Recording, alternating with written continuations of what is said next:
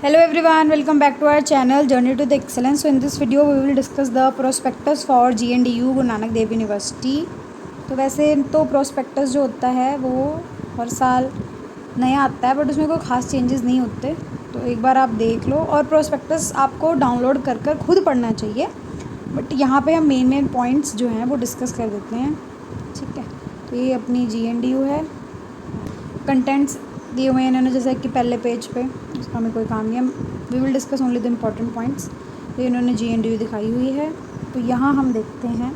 सो इसमें आपको programmes offered बताए हुए हैं, सीट्स एंड फी स्ट्रक्चर बनाया हुआ है. तो ये आपको जिस कोर्स में एडमिशन लेना है पहले आपको ये देख लेना चाहिए. जैसे इसमें इन्होंने एग्रीकल्चर के लिए बताया हुआ है, डिपार्टमेंट कौन सा है और कौन सा प्रोग्राम है. मेन आपने यही वाली चीज़ देखनी, कौन सा प्रोग्राम है, नंबर ऑफ़ सीट्स, और इन्होंने फ़ीस भी बता दी है for first and second semester Indian rupees में. टोटल पर ईयर कितनी फ़ीस है वो भी इन्होंने ये वाले पोर्शन में बता दिया. बाकी ये जो पीछे वाला है ये अपने लिए नहीं है, ये NRI स्टूडेंट्स या फॉरेन स्टूडेंट्स जो हैं उनके लिए है. तो इसमें जैसे अपना दिया हुआ है बोटानिकल एंड एनवायरनमेंट साइंस का दिया हुआ है, MSc बॉटनी है, सॉरी ये तो बायोटेक है. ठीक है, और बैचलर इन एग्रीकल्चर दिया हुआ है.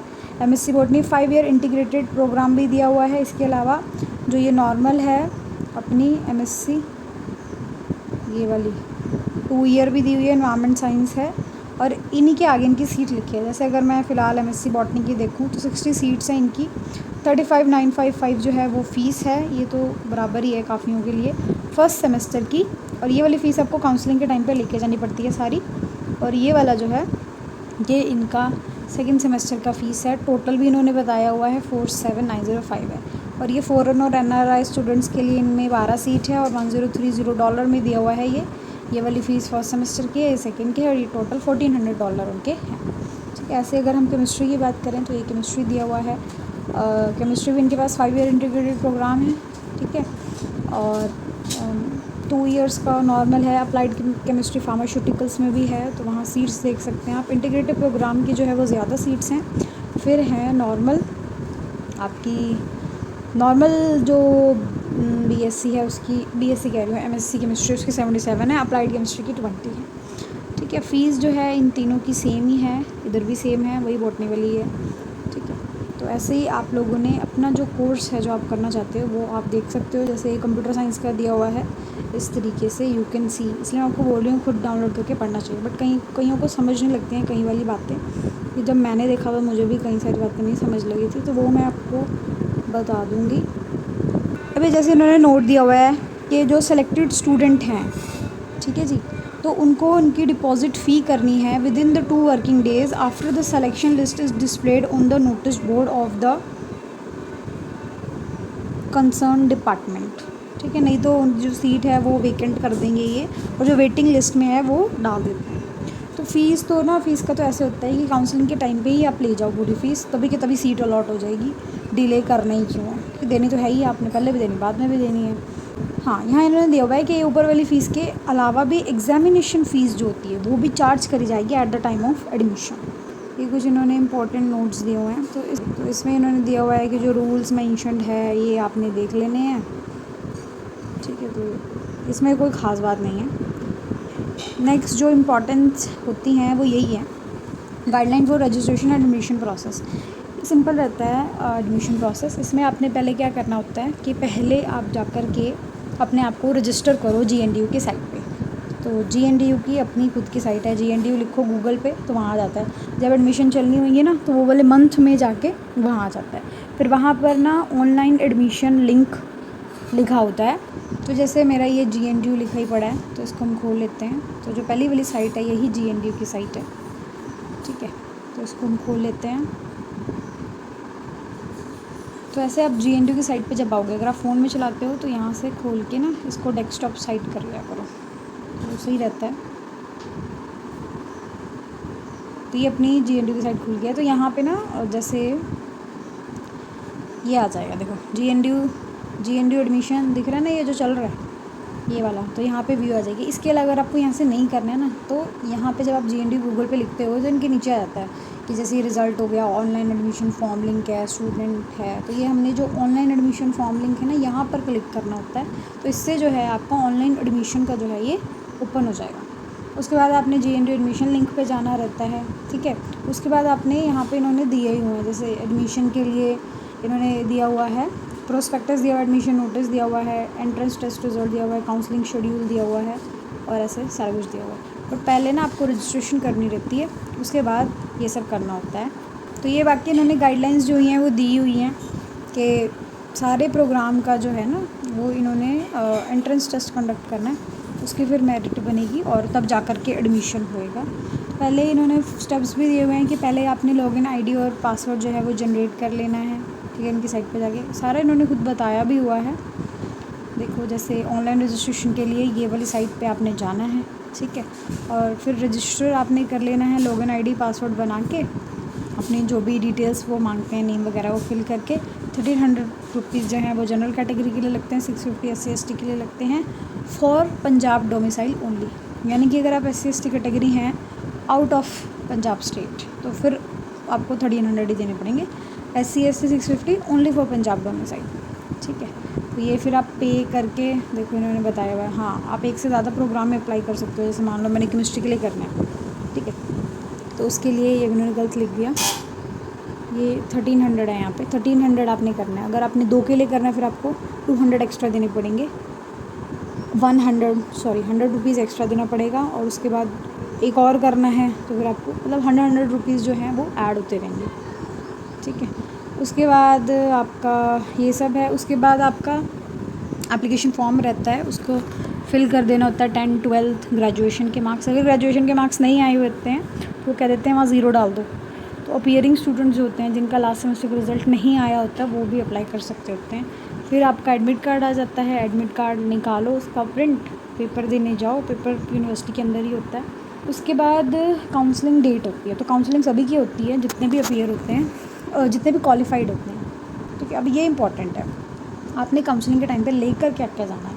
तो each candidate shell bring the following documents in the original, तो जितने भी डॉक्यूमेंट्स हैं वो आपको अपने ओरिजिनल भी लेकर जाने हैं एंड देयर सेल्फ अटेस्टेड फ़ोटोकॉपीज़, मतलब कि जो भी आपके ओरिजिनल डॉक्यूमेंट्स इन्होंने मांगे हैं प्लस उनकी फ़ोटोकॉपी सेल्फ अटेस्टेड, उनको आपने साइन कर देना है नीचे on the front side only, पीछे नहीं। और with a hard copy a printed version of online application at the time of counselling, यानी कि जो एप्लीकेशन फॉर्म फिल करते हैं ना GNDU का, उसको भी प्रिंट करवा कर आपने लेकर जाना है, ठीक है।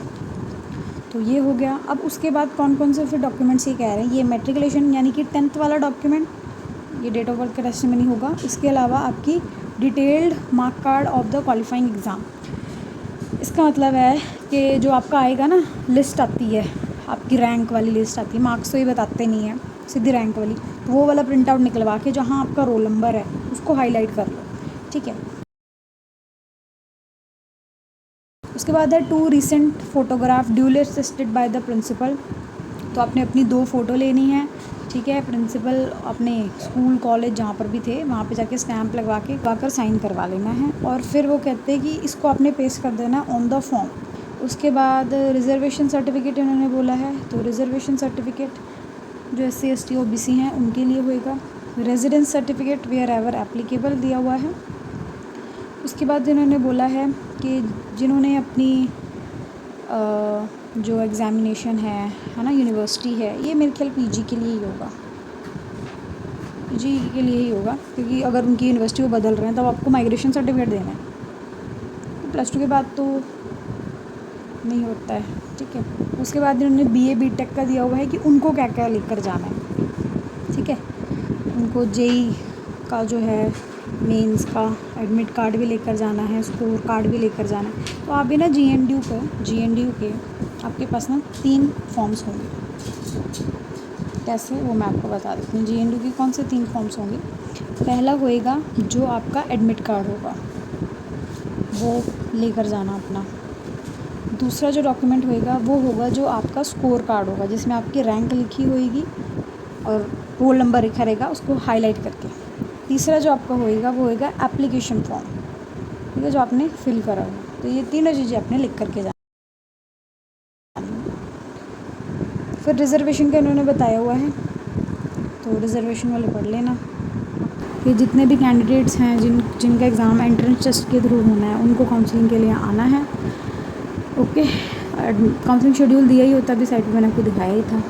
ठीक है, अगर नंबर ऑफ़ क्वालिफाइंग कैंडिडेट जो हैं वो सीट्स मान लो 70 हैं और क्वालिफाइंग कैंडिडेट्स जो हैं वो आपके 100 हैं, तो फिर वो लिमिटेड को भी बुला सकते हैं। But candidate appearing in the interview, तो उनके पास ओरिजिनल डिग्री होनी चाहिए, रिजर्व कैटेगरी सर्टिफिकेट, सारा कुछ ओरिजिनल होना चाहिए।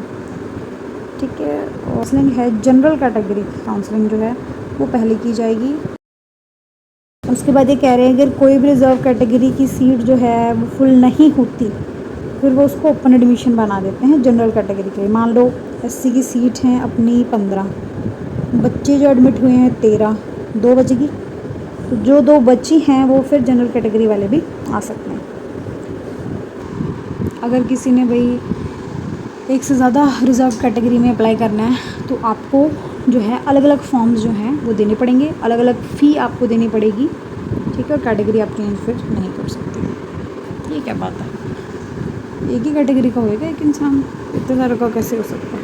अगर किसी बच्चे के, मान लो एससी वाले बच्चे के काफ़ी ज़्यादा हाई मार्क्स हैं एससी या एसटी के, कि उसको जनरल सीट वाले में मिल गया, तो उसको जो रिज़र्व कैटेगरी के बेनिफिट है ना वो उसको मिलेंगे। जैसे कि पोस्ट मैट्रिक स्कॉलरशिप स्कीम चलती है of Punjab state in accordance with the rule, ठीक है, तो वो उसको भी मिलेगा।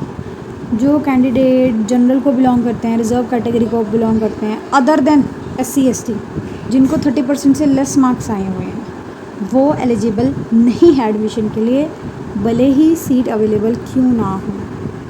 ठीक है, बट एससी एसटी के लिए एलिजिबिलिटी कितनी है, ओनली 20%। और एक बहुत ही ज़रूरी महत्वपूर्ण सूचना, पर्सनल अपीयरेंस जो है कैंडिडेट का काउंसलिंग के टाइम पे वो बहुत ज़रूरी है। इस बात को आपने याद रखना है।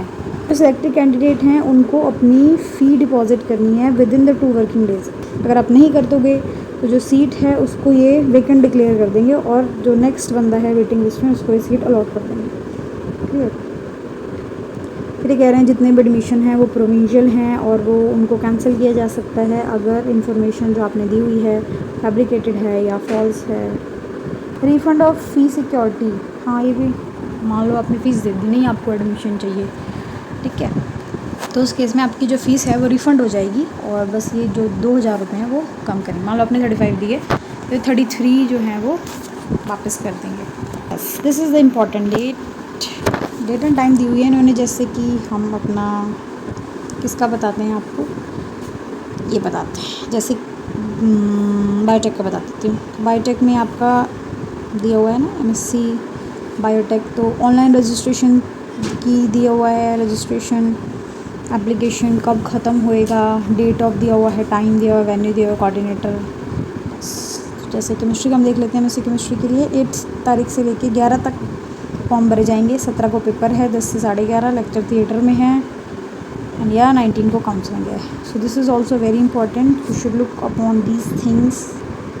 ये कह रहे हैं weightage under graduate only, NCC लिया हुआ है, ए ग्रेड आता होगा पता नहीं, या ए क्लास, तो 1% जो है वो वेटेज है, बी है तो 2%, ये 3%। एनएसएस आपने किया हुआ है तो ये इसकी भी इन्होंने दी हुई है, बी के लिए नॉट एप्लीकेबल है अभी, और सेकंड थर्ड के लिए नॉट एप्लीकेबल। यूथ एक्टिविटी को भी 4% वेटेज दिया हुआ है, वेरी गुड। तो ये सारी जो हैं ये हैं, ये वाली वेटेज में है। अगर आप बाकी किसी में लिया हुआ आपने से हाइकिंग ट्रेनिंग है, माउंटेनियरिंग है, यूथ लीडरशिप ट्रेनिंग कैंप है, ये सब में है तो आपको मिलेगी। बाकी भी हैं भाई, कल्चरल एक्टिविटीज़ हैं, जैसे जोनल यूथ फेस्टिवल में आपने लिया हुआ है, यूनिवर्सिटी लेवल में लिया हुआ है, इंटर यूनिवर्सिटी है ना, वो इन सब का भी ये है। फिर इन्होंने नेक्चर दिए हुए हैं, इसमें आपको सर्टिफिकेट्स हैं, ये आपको प्रिंट करवा कर भर कर साथ लेके जाने हैं। शेड्यूल कास्ट का सर्टिफिकेट है, बैकवर्ड क्लास के लिए है, और ये भाई बीटेक के लिए है, Punjab residence certificate, format of affidavit. अच्छा ऐसा आपने बनवाना है, इसी को प्रिंट करवाना है, इसको बना सकते हैं तो आप खुद अपना टाइप करके उसको फिर करवा लो। उसके बाद डिपार्टमेंट्स की प्रोफाइल दी हुई है, ये आप लास्ट में पढ़ सकते हैं, आगे सारे डिपार्टमेंट की प्रोफाइल दी है। तो स्टार्टिंग में जो है आपको यही इम्पॉर्टेंट था, बस जो बॉक्स बने हुए थे एक वो इम्पॉर्टेंट था, इसमें फ़ी स्ट्रक्चर था, आपका शेड्यूल था, जैसे ये वाला ये शेड्यूल है, ये इम्पॉर्टेंट है। इसके अलावा जो डिटेल्स थी काउंसलिंग की, एक वो इम्पॉर्टेंट है। ये देखो जैसे ये वाली डिटेल्स थी ना, ये वाली क्या लेके जाना है क्या नहीं, ये वाला इम्पॉर्टेंट है।